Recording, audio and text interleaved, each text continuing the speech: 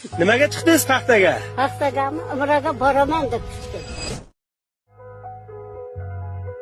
Sizni haligi O'zbekistonda yurganda paxta terayotgan videoyingiz tarqab ketgan ekan. Umraga kelaman deyotsa ekan, juda ko'pchilik videoyingiz tagiga hojona xayrli ekan, biz olib borsak bo'lar deb rosa ko'pchilik yozgan edi. Ashunda biz ham niyat qilgan edik. Qani edi bizga to'g'ri kelib qolsa dedik. Mana Allohning fazli bilan Alloh taolo shuni olib kelib qo'yibdi-da.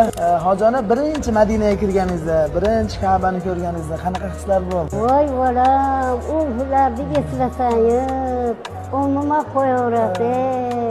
Ana joylar, ana nimalar o'zimni yo'qotib qo'yay dedim. Mehmonxona xizmatlari, ishchilar, ellikboshilar, taomlar qanaqa bo'ldi? Sizga ma'qul keldimi? Qarang, ming marta rahmat shu ovqat pishirganlarga, bizga berganiga ham. Ilhomjon degan yigit bor ekan, kunda keladi-da, nima kamchilik? Ha, mashallah. Yo'q, kamchilik yo'q. Yurtboshimizni, mana shu umra shirkatlarini tashkil qilayotgan insonlarni, rahbarlarni haqqiga duo qilsangiz. Yurtboshimiz omon bo'lsin, tan-joni sog' bo'lsin, umri uzoq bo'lsin. Ilohim hokimimizni ham umri uzoq bo'lsin, martabasi ulug' bo'lsin. Yurtdoshlarimizni ham qilsin. Sizga o'xshaydigan ko'p insonlar hali kelmagan yurtdoshlarimiz.